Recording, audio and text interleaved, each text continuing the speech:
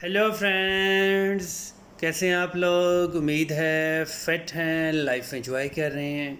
Friends, आज detail से video share करेंगे पपाया प्लांट्स के अबाउट।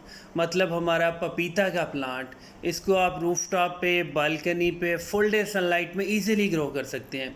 बहुत ही ज़्यादा ये गर्मी को लाइक करता है। जितनी ज़्यादा धूप होगी, गर्मी होगी, हबस होगी, आपका प्लांट अच्छे से सर्वाइव करेगा और इसकी ग्रोथ बहुत ज़्यादा फास्ट है। अगर आज आप इसके प्लांट को ग्रो कर रहे हैं तो एग्जैक्ट 1 साल के बाद इसकी हाइट डबल ट्रिपल होगी और इसके ऊपर फ्लावर फ्रूटिंग बहुत ज़बरदस्त होगी। इसमें मेल प्लांट और फीमेल प्लांट्स दोनों प्लांट्स अवेलेबल होते हैं और जो आपका फ्रूटिंग वाला प्लांट्स होता है वो आपका फीमेल प्लांट होता है। इसलिए कोशिश करें कि आप इसके 3-4 प्लांट्स लगाएं, उनमें से काफ़ी मैक्सिमम चांसेस होते हैं कि 1 या 2 प्लांट आपका फीमेल लाजमी हो। इसको जब आप रूफ टॉप पे ग्रो करते हैं तो इसकी लोकेशन ऐसी होनी चाहिए जहाँ पे गर्मी हो, हबस और धूप होनी चाहिए। इसको हमेशा हमेशा मिट्टी के गमलों में ग्रो करें।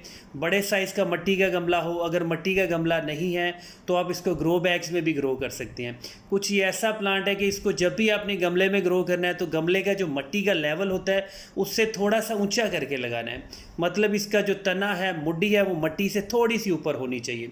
जब भी आप गमले में पानी फ्लड करेंगे तो पानी डायरेक्ट इसकी जो मुड्डी होगी, तना होगा, जिसको आप बॉटम होते हैं, वहाँ अगर ना टच हो तो ज़्यादा अच्छा है। अगर वहाँ पे टच होगा और देर तक वहाँ पे पानी टच रहेगा तो उसकी वजह से उस बॉटम को फंगस भी लग सकता है। अगर इसको क्यारियों में ग्रो कर रहे हैं, लान की क्यारी हो या वैसी बैकयार्ड गार्डनिंग में ग्रो कर रहे हैं, तो हमेशा इसको क्यारियाँ बना के लगाया करें।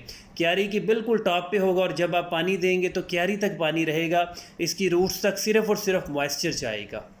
और गमलों में जब भी आप मिट्टी फिल करें, स्पेशली पपीते के लिए, तो मिट्टी बहुत ज़्यादा वेल ड्रेन्ड होनी चाहिए, जिसको आप भल वाली मिट्टी कहते हैं, भालू मिट्टी कहते हैं। इसमें कभी भी ऐसा फर्टिलाइज़र ऐड मत करें जो डीकम्पोज ना हो।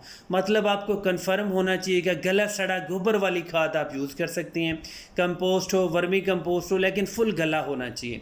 अब हमारे पास 3 प्लांट हैं रूफ टॉप पे जो बड़े साइज़ के गमलों में हैं, एक ग्रो बैग में है, एक सीमेंट के गमले में है और यहाँ पे फ्लावर्स हैं और ये हमारे टेम्परेरी फ्लावर्स हैं। 2-4 महीने के बाद ये एक्सपायर हो जाएंगे, उसके बाद हमारा पपीता का प्लांट ही रह जाएगा जिसकी ग्रोथ चलती रहेगी। सीमेंट का गमला भी इसके लिए बेस्ट होता है। नीचे ड्रेनेज होल बहुत ज़रूरी है। पानी के मामले में ये बहुत ही सेंसिटिव प्लांट है।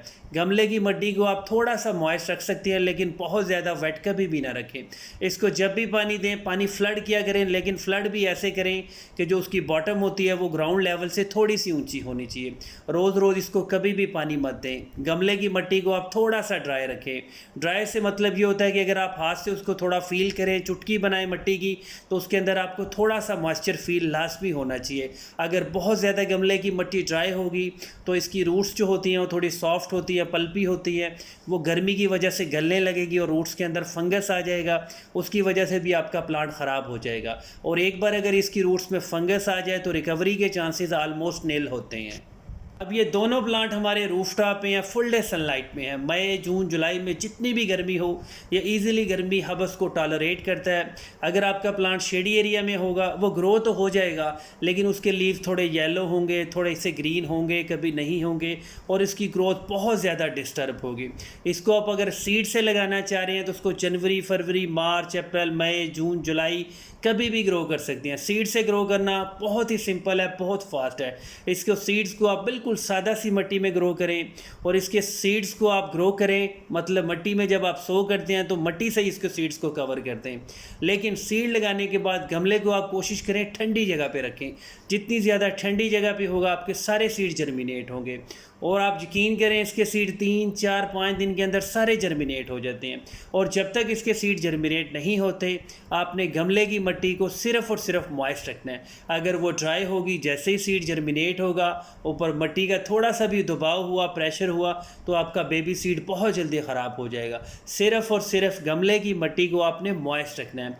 और जब भी आप सीड लगाते हैं, फर्टिलाइज़र बिल्कुल भी यूज़ मत किया करें, क्योंकि सीड को जर्मिनेशन के लिए कोई भी फर्टिलाइज़र रिक्वायर नहीं होता। उसके लिए सिर्फ आपको ह्यूमिडिटी चाहिए होती है, थोड़ी सी ठंडक चाहिए होती है और प्रॉपर वाटरिंग चाहिए होती है। और आप ऐसे अगर ग्रो करेंगे तो आपके सीड सारे भी जर्मिनेट होंगे और सारे के सारे हेल्थी बनेंगे। बाद में आप उनको ट्रांसप्लांट भी कर सकते हैं।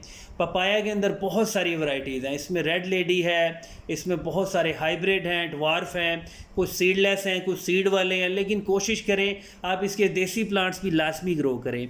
इसके आप 2-4 प्लांट्स ग्रो करेंगे, 2 में से 1 में से कोशिश करें कि उसमें से आपको फीमेल प्लांट अचीव हो जाए। और जो आपके ड्राफ्ट वैरायटी होती हैं उसके अंदर सिर्फ़ और सिर्फ फीमेल प्लांट होते हैं, कोई मेल प्लांट नहीं होता। ना कुछ ऐसा सीन है कि आप फीमेल को ग्रो करो, मेल को ग्रो करें, अगर वो दोनों रूफटॉप पे होंगे फिर पॉलिनेशन होगी नहीं होगी, ऐसा सीन नहीं है। अगर आपके पास फीमेल प्लांट है, वो एक ही प्लांट है, इकलौता प्लांट है, चाहे आपके पूरे पिंड में एक ही प्लांट है, कोई क्रॉस पॉलिनेशन का चक्कर नहीं होगा, वो अच्छे से ग्रो भी होगा, उसके ऊपर फ्लावरिंग फ्रूटिंग बहुत ज़बरदस्त होगी।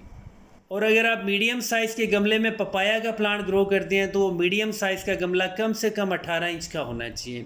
आप अगर उसको ग्रो करते हैं, आपका प्लांट अच्छे से ग्रो करता है तो वो 3-4 साल तक ईज़िली सर्वाइव करेगा। इसकी बहुत ज़्यादा रूट्स नहीं क्रिएट होती है। ये बिल्कुल सिंपल सा प्लांट होता है, लेकिन इसकी जो ग्रोथ है वो बहुत ही सॉफ्ट होती है। 10 महीने 11 महीने में आपका प्लांट कम से कम 10 फीट की हाइट अचीव कर लेता है। और आप इसको हमेशा ग्रो करें, रूफ टॉप के किसी कॉर्नर पे ग्रो करें। अगर रूफ टॉप की फैसिलिटी आपके पास नहीं है तो आप इसको लॉन में ग्रो करें, लेकिन कभी भी ऐसी जगह लॉन में ग्रो ना करें जहाँ पे पूरे लॉन का पानी फ्लड होता हुआ इकट्ठा होता हो। इसको ऐसी जगह पे ग्रो करें जो ग्राउंड लेवल से थोड़ा सा ऊपर हो। ये थोड़ा सा टेक्निकल प्लांट है, थोड़े से इश्यूज ज़रूर आते हैं, लेकिन अगर आप इस तरह ग्रो करेंगे तो आपका प्लांट कभी भी ख़राब नहीं होगा। फंगस नहीं लगता इसके ऊपर, कोई वायरस का अटैक नहीं लगता है। फिर भी आप रेगुलर जिस तरह अपने दूसरे प्लांट्स को फर्टिलाइज़ करते हैं, जैसे कुछ स्प्रे करते हैं, नीम ऑयल का स्प्रे करते हैं, तो आप इसके लीव्स के ऊपर भी स्प्रे कर सकते हैं। अगर आप इसके लीव्स के ऊपर कोई केमिकल वाला स्प्रे करेंगे तो इसके लीव्स चलने लगेंगे। मतलब ये उस मामले में थोड़ा सा सेंसिटिव प्लांट है। लोकल प्लांट है, अच्छा प्लांट है, लाजमी ग्रो करें।